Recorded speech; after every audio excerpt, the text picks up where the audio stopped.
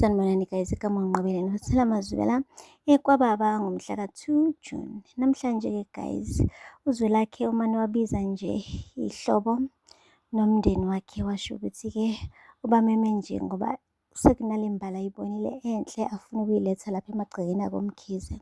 Bajabulile-ke bonke obomncane bakhe, hhayi noma mncane impela, kodwa-ke uma wakhe yena wamane wangaba nje nenjabulo, wakhathazeka ngoba bengakaze abone ngisho intombi eyodwa nje yakhe uZwelakhe njengoba esibashaya ngibhomu yokuthi uzoletha umakoti lapha kaMkhize.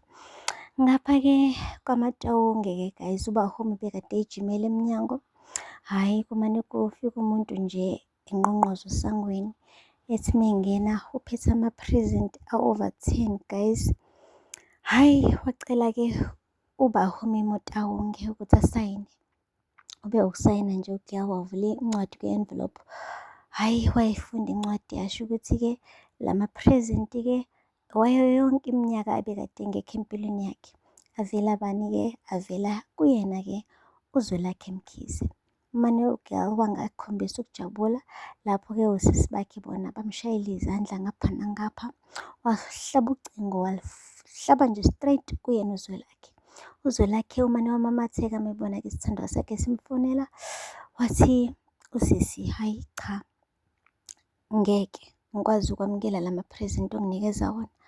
Wathi uZwelakhe ngobani? Wathi awungazi nanongazi uzongigxabeza ngama-present amangaka, ngicela ukuwabuyisa back kuwena. Wathi kulungile, ngise-restaurant yala ngakini, woza ungilethela ama-present ami. Kanti vele uyahalelwa ukumbona uGiya. Uthe mefika nje kuleyo restaurant uBahumi, wonke umuntu lapha e-restaurant wamculela u-happy birthday to you ephethe i-rose. Bamnikeza i-rose one by one, laze lakha inqwaba ama-roses esandleni sakhe guys.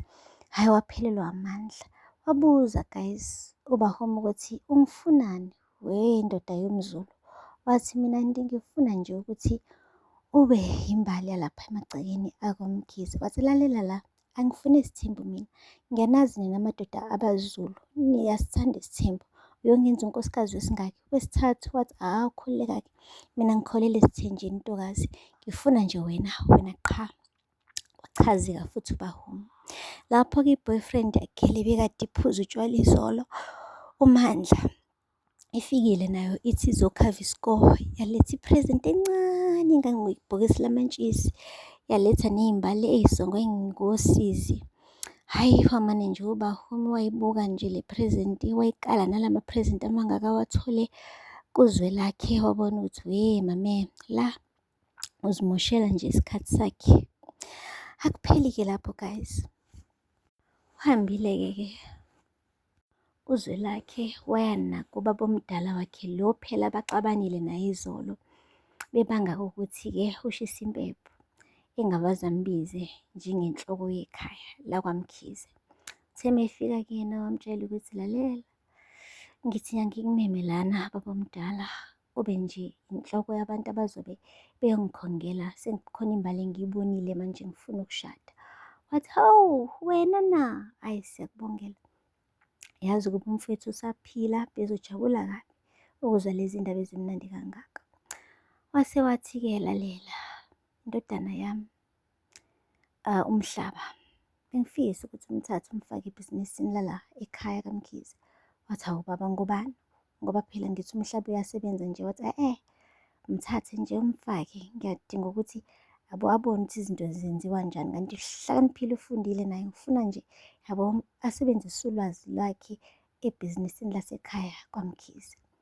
Wase wathi-ke uZwelakhe ngizoyidlela amathambo engqondo le ndaba ongitshela yona baba omdala. Wathi nami-ke uma ukuthi usho njalo, ukuthi ngizokukhongela unkosikazi, ngisazoyidlela amathambo engqondo nami. Kubonakala nje ukuthi yabo manje umhlohla ngenkani ukuthi aqashe indodana yakhe, usenze ngathi ukuthi akakwenzi lokho naye ngeke amkhongele. Guys, ezibuhlungu-ke iy'ndaba-ke ngaye lo baba omdala wakaMkhize ukuthi le ndodana yakhe kuthiwa uMhlaba iyinkosana yakhe namhlanje ibuyile emagcekeni emva kokuthi-ke ihambe iyosebenza for 2 years, isilahlekelwe umsebenzi ewu-3 in 2 years. And ithe meyifika lapha endlini iza nonkosikazi wayo, hhayi impela unina wathukuthela wathi, wena usuxoshwe kangaka emsebenzini, kungani ungakwazi ukugcina umsebenzi Mhlaba? Waxolisa washo ukuthi hhayi emsebenzini bamakhela uzungu njani njani njani. Ubaba wabo-ke ubakhela i-meeting kwabo Mhlaba njengenkosana kanye-ke noNhlanhla indodana yakhe-ke yesibili ezobayala. Wabatshela ukuthi lalelani lani namadodana, angivazi ngizala amadodana ayethethe mina, niyangiza ukuthi ngithini mina? Ni-weak man. Yini ngani ningafani njengozwelakhe? Uzwelakhe uphethe inkampani yakaMkhize, nibhizi nisebenzela amanye amadoda, kodwa kunenkampani lekhaya, yalekhaya. Yini ndaba nifuna ukulokwe njalo nisebenzela amanye amadoda engabe nayimela niyaphatha? Ngifuna nihambe manje niyengene kule nkampani le yakaMkhize, nifike khona nimkhombise lo mfana ukuthi nina nobani. Wena Nhlanhla, ngakufundisa ngakuyisa e-university.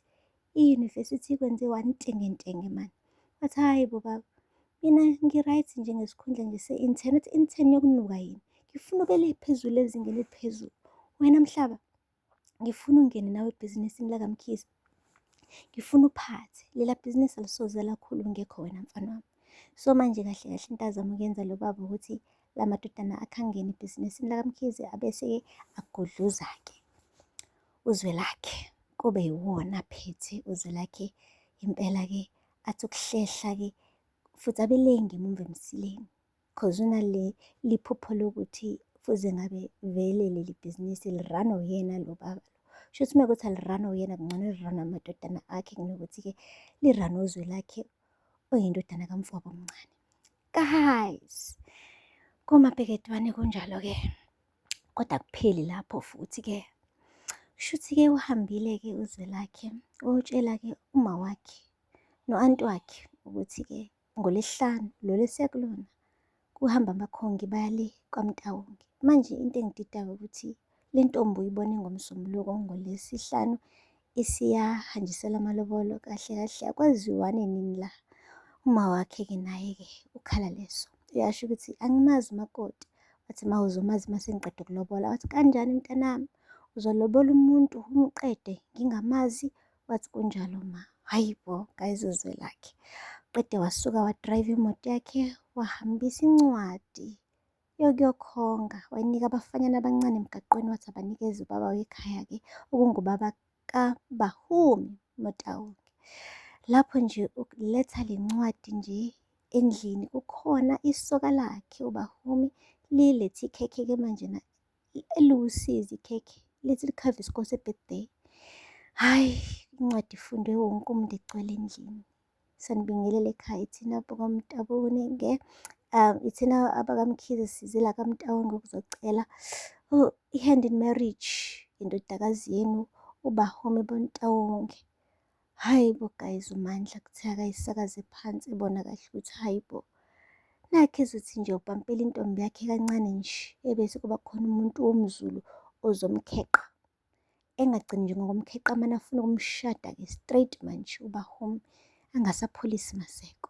Guys, aphela lapho-ke amazibela namhlanje. Ningakhohlwa ukusubscribe and like and comment. Until next time, bye.